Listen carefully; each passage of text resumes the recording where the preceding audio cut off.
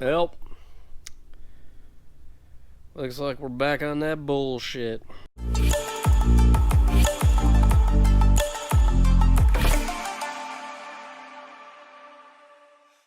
So last event we did was Street Life Tour. Street Life Tour was pretty awesome. I've learned quite a few things, not only about the car, but about myself. And one of them being, I am not a YouTuber. Now, I post videos to YouTube, hear me out, but I am not your generic YouTuber. I'm actually pretty fucking awful at making content like that. So when it comes to track days, I mean, I've said it in the past, and I'm saying it again, I'm absolutely terrible about recording content. Luckily at the last event, I had my buddy Mikey Graham there with me, and he helped actually record stuff for me. Now, I had my GoPro with me, but I only put it in the car for like 2 runs, because when I'm at the track, I'm just like focused on driving, and I just forget to use my GoPro.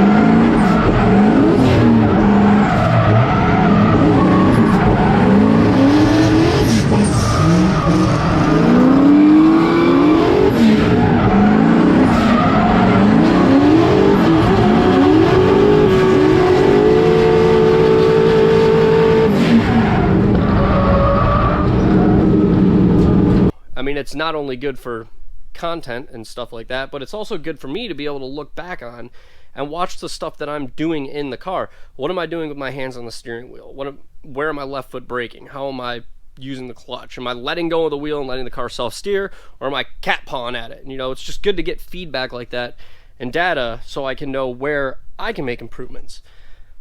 But I absolutely suck at doing that. Now, as for the car, no star bash. We yeeted that transmission on the last run. So this is the transmission out of the car right here. We got a new trans in it already. So 3rd gear, 4th gear, no bueno in it anymore. 2nd gear was giving me a little bit of issues in it too. So we decided it was time to pull that transmission out and put a new one in it. Now, ideally, I would like to get a dog box or a sequential or something better in this car, but we got another stock ass GTO T56 in it. So you may remember the Nightmare GTO that was at my house for about 6-7 months getting work done, and one of the jobs that was getting done on that was a T56 Magnum install, and in exchange I got the transmission out of that car. So perfectly good stock T56. Ironically, I used to own that transmission because I used to own that car. So it's just like, just have my old baby back. My old baby back in the car. Oh, it's so nice. Now, while the trans was out, we did send the clutch back to South Bend Clutch, and holy shit. The clutch I pulled out of here was not serviced since 2016. I think I got that clutch, and it was like fucking mint.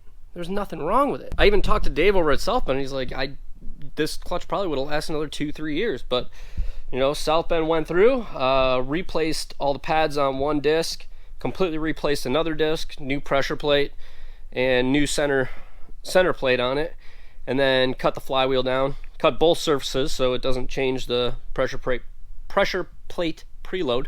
Pressure plate preload. There we go. Pressure plate preload. Oh, twice in a row. And That's good. We measured it up. We measured release bearing offset, properly shimmed the release bearing, put it back together, good to go. Now, next event, Whalley LS Fest. What do we have to do to the car? First thing I did, I got all that racetrack fuel out of it because it was making the car run lean. So we yanked all that stuff out, put some new Renegade in it. I also had to fix my fuel gauge. So around like the last lap at the track, last couple runs or something, the fuel gauge that I had in the back stopped working.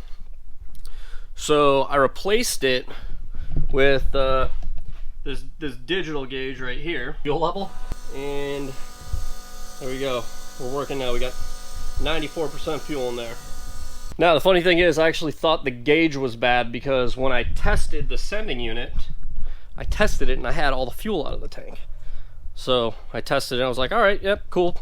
It's reading the right ohm reading for empty. Bought a new gauge, put that in. That was still reading 0. So I was like, shit, the sending unit's probably bad. So I took the sending unit out of it, and the actual float that goes on the sending unit fell off into the gas tank. So that was a pain in the ass to get that all back apart because I got to take the firewall out, and the fill neck I have in there makes it kind of difficult. Because originally I just tried fishing it out through the sending unit there, but I couldn't reach it, so I had to go in. And pull the whole fill neck up out of there, and then get in there and get the arm out, put it back on. I welded it back on to the actual sending unit so I don't have to worry about it falling out. It wasn't just the plastic piece that fell in, it was the whole metal arm with the plastic on it, so I just kind of tack welded that on there. Hopefully I don't have that issue again. Other changes we need to make to the car, nothing. Car feels great. Ooh, springs. I do need to change springs actually. So the front springs that I changed out on this are a different inside diameter than what Fortunato actually uses. So Fortunato, I believe they use a metric ID. I don't know what the actual ID on this is. I don't have calipers, I'm not gonna bother measuring it. But I bought 2.5 inch ID, which is a little bit bigger. So they kind of make noise and rattle around. So I'm gonna wait on getting some new springs for the front of this, and that should make it feel really good. Also, after doing all of the alignment stuff we did on this car, it's fast. Like, it has really good grip in this car now. I absolutely love these kind of tires, but if we can't figure something out for grip or find a good, better balance, I might need to put a stickier tire on the front of this, because when we lowered tire pressure in the rear to put more grip in the car from tire, it's already got tons of mechanical grip, it would just push the front end of this car out. So it made it want to understeer quite a bit. So we might play with some alignment settings, maybe try a sway bar in the rear to adjust for that. But if we can't get something figured out, we might need to change the front tire up. That way we can get the maximum amount of grip out of this car as we can possibly get, because when we were running it on 14 PSI, which is the 976 horsepower tune, it was fucking moving, but it was also kind of skittish.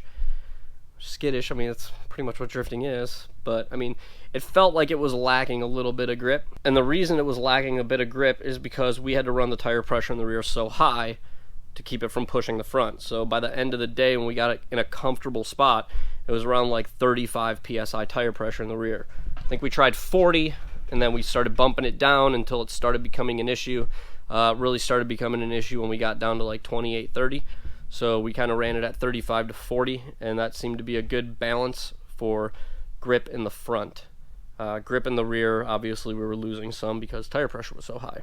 Another thing is the G8 project. I mean, like, what's been going on with that? You're probably wondering. Well, this is the motor out of the G8. I need to go through, rebuild it.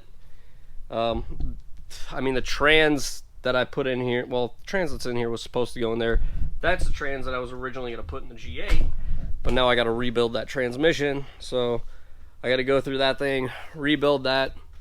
I got a South Bend clutch for that as well already, and like this whole shelf is all G8 stuff up here. So we got a bunch of Canton racing parts, we've got intercooler for it, we've got turbo for it, and a whole bunch of stuff. turbo headers, like everything. So got a bunch of stuff ready to go for the G8 build. It's just finding the time to do it now, because now that we started driving again, a lot of funds are going to that. So I just had to buy 20 more tires for LS Fest, and hopefully the 20 that I bought will cover LS Fest and the Grid Life event that I'm going to. I have more in the attic still. I think I still have 10 or 12 more tires, so that'll put us around 32 tires total to finish the season off with. Should be enough. And yeah, we're just going to finish up the season, run these events, and then we're going to have to kind of sit and come up with a game plan for what we want to do from here on out for next year. Now that this car is actually sorted and pretty well dialed in, we're gonna do some competition stuff next year. We're starting with LS Fest, so that's going to be a competition this year. Next year, we're probably going to do some Pro-Am shootouts and try and get a license in this thing. I think it's about time. I feel like I have a good car, and we could be really competitive. Now, that being said, this car will need some changes in the off-season. Putting money into this to make those changes is going to have an effect on the G8. And I really want to get that G8 build done, but I kind of got to figure out what's more important right now. So this car needs a proper fuel system in it, or fuel cell. So this fuel cell I'm running right now, this aluminum fuel cell, it's not up to spec.